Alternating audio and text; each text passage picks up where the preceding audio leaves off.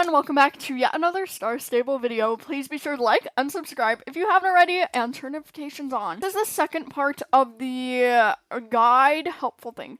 So basically today I'm going through each button on the user interface, questing, easy questing, like simple questing stuff, friends, chatting system, mailing system, how to care for your horse, and a lot more, so stay tuned, and hopefully this is helpful. Ask any more questions in the comments below, as always, and let's just get right into the video. Welcome to another part of the Star Stable Beginner series. So, I hope you guys enjoyed part 1, I hope that was helpful. Again, if you have any more questions or anything like that, feel free to ask in the comments below. I'm going to be going through user interface, magical horses, home stable, how to care for your horse. I'm not sure if I'll actually be doing magical horses this one because that's kind of a video of its own, but stay tuned for that. And this is part 2 of the tutorial. And again, questions, concerns, comments in the video below, in the comments below is very appreciated. Please be sure to turn notifications on as it means a lot to me. And we're going to start off with user interface. So we went through the map again. If in case you're struggling, oh my gosh, I'm struggling to speak. A hotkey to open the map is M. A hotkey to close the map is M. We didn't really talk through what the map was exactly, so I'm going to be walking you through this right now because it might seem a bit concerning to a new player. So once you have your map open, you're probably like, what is all these things? What is all these things on my map? So the map itself shows all the land, all the places Star Stable has open for you to explore. For example, this little arrow that's like bouncing up and down, the radius bouncing up and down, that is where you are. That is where you are specifically on the map. If ever you're lost, you can look for this little arrow, and that is, you know, where you are on the map. This map will stay open while you are running as well. For example, if I open settings, it stops you from running, but if you have the map open, you can move it around, put it wherever you want, and run with it by your side if that's how. Alright, so again, the arrow turns which way you're facing as well. See, I'll turn a different way, the arrow turns as well. So that is kind of helpful in case you want to know where you're going. All of these little yellow lines are certain paths that you can take. It might get a bit confusing, like over here, this is just a big rocky place. Do not worry about this place because you unlock it at like level 18. You will probably be unlocking Steve's and Fort Pinta first, Fir Grove, and a little bit of Mistfall as well. Some of these areas will have a red blocker near them. For example, if I have a red blocker on this road, that means you cannot go there until you unlock it. Now, I have a playthrough that I am working on, so be sure to watch that if you need help with a quest or anything like that in the future. You guys can just feel free to watch my playthrough. I will go through every single quest, how to unlock every single place as well. So yeah, I hope this is really helpful for you guys. You guys are amazing. First of all this water here, that is water. You can also go by the X and Y coordinates in case that's more helpful to you. Here, it'll show you where you are, what the area is named down in the bottom left. Areas discovered is here, and you will know if you discovered an area because you will have a green X when you unlock that area and you discover it. Now, some of the areas are hidden. I also have videos on that as well, but don't worry about that as when you are a new player. You can explore and find areas on your own later on in the game as well. So here are the green X's. Some of them also have. It'll look like this when you haven't discovered the location. For example, I haven't discovered any of these locations. Once you discover a location, you should get a huge achievement on the screen. And then if we go up to the bell icon top right of your screen, you guys can't see it because the face cam is covering it, but it should be in the top right. And then you hover over the 3 buttons there, message history, and it'll show you all you need to know about if you discovered a new area or not. It'll be very, very obvious when you discover a new area because you get a sound effect and other. Do not worry too much about that. Not that important to the storyline and stuff like that. It's just a good thing to know and stuff like that. This is the main map. These are 2 little tabs. You can just click back and forth between them. Map icons is super important. This is everything that will show up on your map. For example, daily quests are quests that you can repeat, do the same thing over and over every day. Now, daily quests usually have some kind of compensation behind them. For example, Jorvik shillings and for doing stable care and daily stable care and stuff, or you get reputation from them. Some quests are locked. For example, here's the reputation blocker. If I turn that on, see all these little yellow dots appear. All of these quests are locked until you reach a certain level of reputation with those people. Again, if you need help with any type of quests, how to do that, watch my playthrough and I will have a series on that as well. But basically this means you have to go there and do a bunch of quests before you can unlock the quest. I know that doesn't make sense, but daily quests do not level you up. They do not. The only type of quest that levels you up are these yellow checkpoints. And I don't have any at the moment, but these are the quests that will level you up, and they are mainly main quests or side quests. Now, an incomplete quest, if you turn this on, this is mainly on the map when you are in the process of completing a quest. Like you are going somewhere and you haven't completed it yet. That is where you want to go to that person or do something with that person or somewhere around there, and then you can complete the quest. Completed quests will show up on the map as a green exclamation point, and you can go through them from the map. Also, if you turn any of these quest icons on and you want them to stay on the minimap, most of them will. Like if you're questing and you have a green exclamation point, it will stay on the minimap, and the further you go from it, the more it'll like show up. You'll see what I mean when my questing video. Okay, anyways. If I turn off daily quests, for example, it goes away. You guys get to choose what's on your map. Day blockers stop you from doing the quest for a certain amount of time, which is usually a day before you can log back in and play through that quest even more. Now, the horse checkpoint, that'll show where your horse is if you dismount. Limited time events are mainly see, there's a limited time event right here, but it will be in Star Stable News if there ever is one, again on my channel as well, in case you guys want to stay for the long run. Here, exchange quests exchange quests are a specific type of quest where you have to exchange something. Daily competitions are races and basically you train your horse. I will go through that as well, but training your horse, see up in the left side corner up there, my horse has a little number by it. That is its level. A maxed horse, or the highest level a horse can be, is level 15. Now, when your horse levels up, you get faster. Yeah, you basically just get a faster horse. Level 15 is the fastest horse, and whenever you buy a horse, it will be already at level 1. And the more you do races, you level up your horse, and the faster your horse becomes. So yeah. Group members, in case you're in a group, again, all of these are kind of self-explanatory in case you guys want to go through them, or has any more questions on them, ask in the comments down below. But that is basically everything to do with the map. Again, you can click this plus to zoom in and this minus to zoom out. Here, the collections, this is when you're doing quests, and you get a collection quest, like, oh, find my 6 stuffed animals. Then there are many tutorials on YouTube, again, in case you guys don't know the locations, but it'll show you all your completed ones. You can click through them and see your collections. Star collections are basically hidden stars around the map. You don't get anything for them except the satisfaction of completing them. So don't worry about the star collections. These are your characters. They will appear blurred out when you don't know them, but apparently I know everyone, so yeah. And these are your achievements in case you want to look through them. This is what it looks like to not have an achievement. It'll tell you how far you need to go. Again, this is just for fun, self-satisfaction. There's not much to do with achievements. Spiders, don't worry about this. This is a quest very farther on. And pictures, this is a quest very farther on away as well. Some of these have specific quests. These are just, yeah, they are just specific quests that pertain to finding a bunch of things around the map and stuff like that. So there is not too much here that I would worry about for a new player such as yourself. And yeah, that's basically what collections are about. Some quests will have you complete a quest. Now, player experience levels you up, but this is that bar at the bottom. The yellow is how far you've gotten, and the very end is when you level up. Okay, next button here is the quest log. Now, these are all your quests. You can open the quest log by pressing this button in the bottom right-hand corner. And ongoing quests are if you say you take a quest, but you don't finish it, you can go to the quest log, look back, and it'll show what to do, what you need to do, explain you through the quest again in case you forgot. Available quests are ones that you have available. It'll tell you if they're a side quest or not, just so you know. Anyways, that's just ones you have available.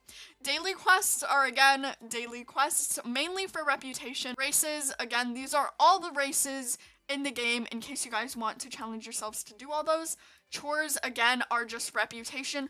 Chores actually give you Jorvik shillings, and Jorvik shillings can be used to buy things. Now let's talk about currencies. There are 2 types of currencies in the game. The first one being star coins, this blue coin currency, and the second one being Jorvik shillings, this yellow coin. So star coins can be bought through deals, through Star Stable's website, anything like that, but there are only 2 main ways to get them. There are 3 actually. The first one is to have a code, input it through the site. Again, I have tutorials on that up on my channel in case you're wondering. And get your star coins through the game. There are also codes for different items as well, and Star Stable usually announces them on their Instagram, a tip in case you're wondering. Just go to their Instagram and see if there are any available codes. There are also videos on YouTube such as working May 2021 codes and stuff like that in case you're curious, but they usually don't release that many, so don't get your hopes up too much.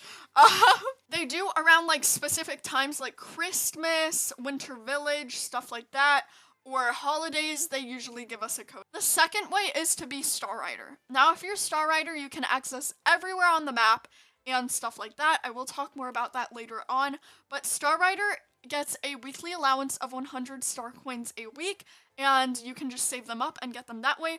And the third way is to buy them with real money. Now, star coins can be used to buy horses. You cannot buy horses with Jorvik shillings. You can only buy them with star coins. And Jorvik shillings can be used to buy very specific items. Like if I go to Global Store, this is Global Store. We're skipping ahead a bit. Global Store is basically a store where you can access anywhere, anytime you want, in case you want to buy something quickly, in case of going around to the stores like everywhere. You can just click this button and it brings you to Global Store. Here, see, it gives you a, oh, that's a bad example.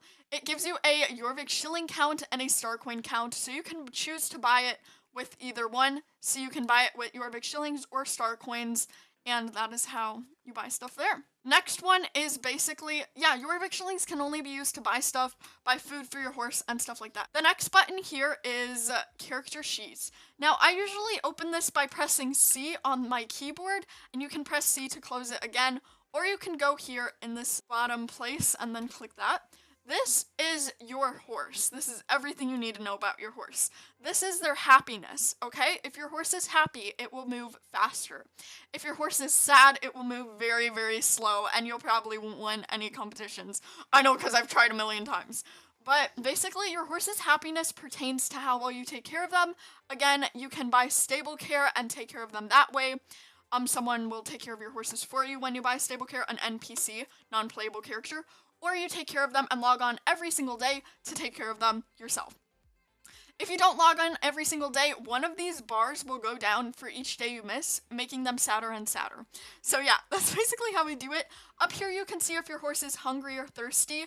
You can also see that on the top left, and it'll show you what your horse needs taken care of in order for them to keep their happy level. This is your breed of horse up here. If you want a little to read about them, XP is again for training and leveling up, but you can see this up in the corner as well. And this just tells you how much total horse XP you've gained over the course of training. This is if you open inventory, hotkey I, or this little button down in the corner, this backpack in the corner. If you open your inventory, you can drag all of this into your inventory and double click to put it on. So this is basically just what your horse is wearing. And if you want your pet to be free, just press P and P to bring it back in its satchel, just like that. This is your horse's skills. So you get skills based on the tack you wear. I will not talk through this too much as it's not too important unless you want to do racing and competitions later on. Next, this is your character sheet. You will see your character's name, your skills, and stuff like that. Skills are by the clothes you wear, so if you buy more expensive clothes, you get better skills. I don't really know, I don't use them too much. It's only for, like, training and, again, racing if you want to be super fast. The better skills you have, the better your horse will listen to you in-game, and the more fast it is, basically. And, again, you can drag this to your inventory to take it off, or yeah, you can't take the shirt, pants, or boots off, in case you're wondering. You can only take the gloves and hat off and double click to put it back on. This is reputation, and I always forget it's here, but again, press C to open it up. and press this tab to go to reputation. Again, with the daily quests, the more you do them, the more reputation you get. Say for a daily quest, you get 100 reputation for each day you do it. Then these will give you levels of friendliness with the person you're doing it. Say I go up to this guy and he has a blue exclamation point over his head. That means he have a daily quest for me. And if I do that daily quest, then I will get 100 reputation, for example. Different daily quests give you different amounts of reputation, by the way. But since he is just in Moorland, I would gain like this much reputation with Moorland. You know, it kind of depends on where you go. And whenever you level up with reputation, it'll tell you, you are now liked by GED. GED is basically the bad guys of the game, in case you're wondering. You can also click your horse's name up here and it'll bring that up, or your name up here and it'll bring your sheet up, in case you guys are. And you get different levels. Again, this is only if you're questing very far into the game, so I wouldn't really worry about gaining reputation right away. It just kind of goes as you play the game, and you gain it as you play the game. So yeah, those are the mains of the things. Next one is friends. Now you can ignore players.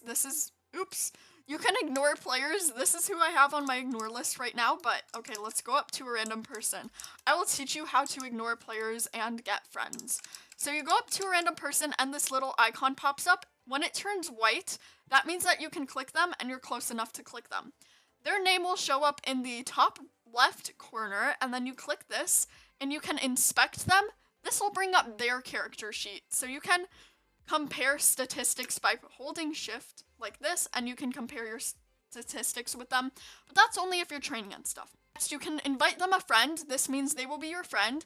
Friends can basically private chat you in-game, and they can't see where you are in-game, though. They can't do that, but you can private chat them in-game, and they get a different color name. They get like a green name.